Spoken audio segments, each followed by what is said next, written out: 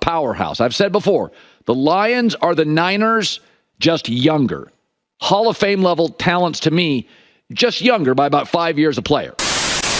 When you really break him down, and I think of my headline of him altogether would be really a throwback to the old school. That's what Jared Goff is. He's an old school pocket passer.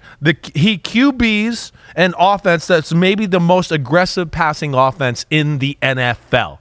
And he stands in there in the pocket, and he can pull the trigger with the best of them. Howdy, and welcome on in, Detroit Lions fans. We have a beautiful video for you guys today. We have some things that we want to talk about. First off, we have 7 players that are activated from the PUP list.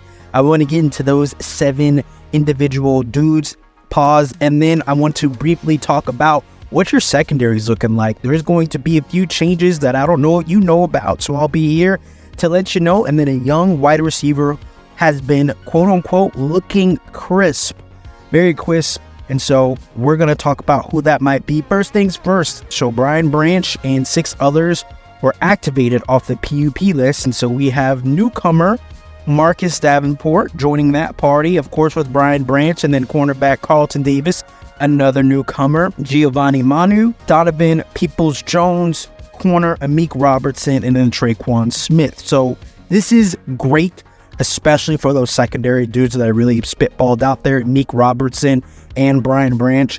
The reason why it's so key and beneficial for these dudes to be is because all this switches up, all the changes that y'all are doing within the secondary. Miles, what are you talking about? What changes within secondary are you talking about? Now, you guys drafted 2 young dudes in this past NFL draft. Who were these dudes? Terrion Arnold out of Alabama and Enos Rackstraw out of Missouri. Now, from everything that I am seeing and reading in these reports, with Davis and Robertson they've been activated. They're able to play, but they're still not doing the work in training camp. That's giving Terrion Arnold and Enos Rackstraw a lot of time to work on their outside techniques at the cornerback position.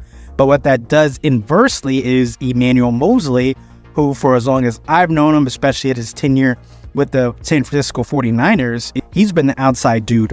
But with Branch and Amik Robertson, them all coming back a little bit later, he's been the one taking in that nickel position. He's been the guy that they kind of threw in there. They already know what he is at the outside position, but Emmanuel Moseley, what do you guys think about it? He's been lined up at the nickel spot, and it seems as if he's been making some plays. He's very physical, and he enjoys that part in the game. And he has a quote right here: "I'm a very physical corner. Like to get up in people's faces. I like to hit people, and it's a lot closer to the ball.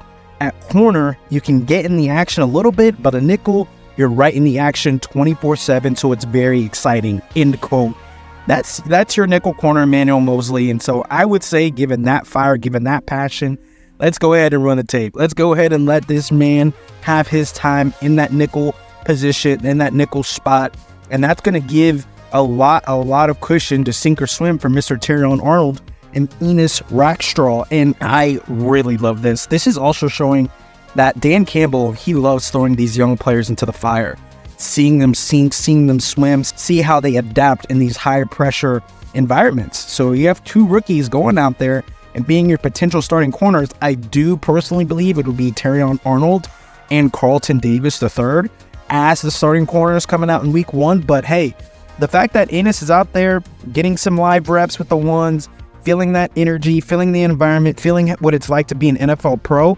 And Terrion, I know for a fact he's already locked in step with his role at that number 1 corner spot. This is great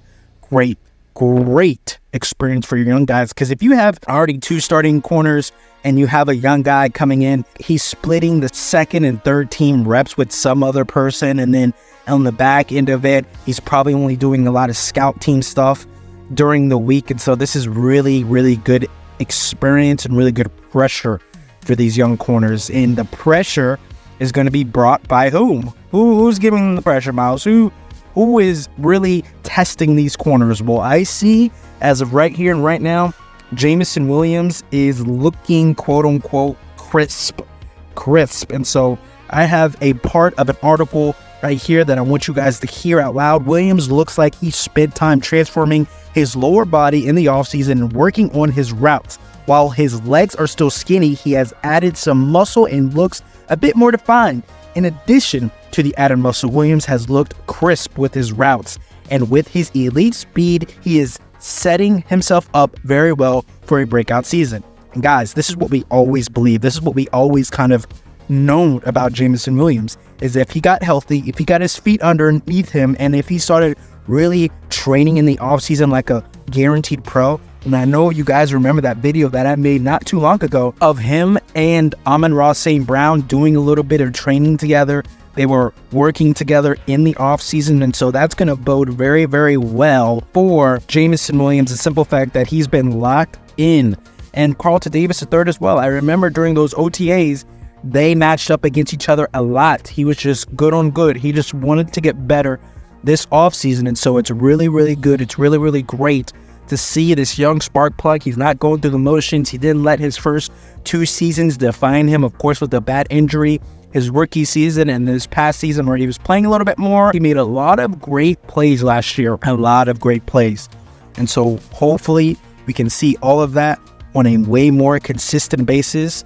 Now, I'm going to let you all know that I do have him in my Dynasty Fantasy League. So there were going to be week by week commentary on how Mr. Jameson Williams has performed. But hey, we're all in the same boat. We're all rooting for him to do absolutely astonishing, amazing things in this upcoming season. So we're all happy for that. Now, the beauty in it, the absolute beauty in it, is that we already know Jared Goff, he's going to be on point. He's going to be ready.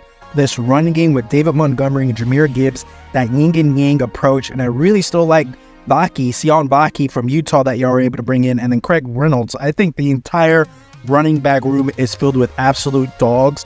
I'm not going to say that about every single NFL team. Some of them are kind of sad.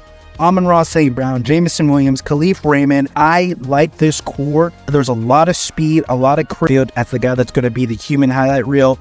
Probably second, maybe to Amon-Ra St. Brown, but I think Jameson Williams can take that throne of being the highlight reel for the Detroit Lions. There's going to be a lot of amazing spark plays to be had. Jared Goff's arm is going to be ready to send it to Jameson Williams, because you're going to have to figure out, okay, Amon-Ra St. Brown, are they going to double him up in the slot? That's going to be a tough ask. And then Sam Laporta is going to be more than likely on the other side of Amon-Ra St. Brown. He's going to have to get his attention.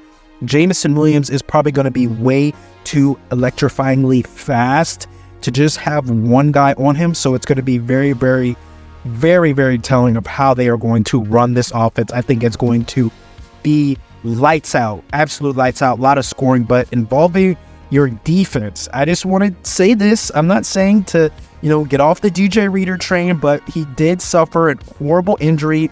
It was over a season ago when he tore his quad, but, and this is a Bengals fan you're talking to, so I know a lot about DJ Reader. He has been not practicing. He's been just doing some training stuff on the side, just so you got extra stuff. All he did was just work on the sideline, off to the side, working with the trainers, trying to get everything warmed up and ready for any of the installments or any of the joint practices that we did. So that's all DJ Reader's doing. In case you're seeing any unfair news about him being hurt or whatever, everything is just precaution with DJ Reader. This dude loves the game of ball. I'm fired up that y'all have him. I think this is going to bode very, very well for you dudes. I think you'll be able to see it firsthand. But this team is on another level. The next time we do a video involving the Detroit Lions, we're more than likely going to get into y'all's over-under on the season. We're going to talk MVP odds, and then we're also going to talk about the season total. So be on the lookout for that video next time. And if you don't mind, go ahead and like, comment, and subscribe.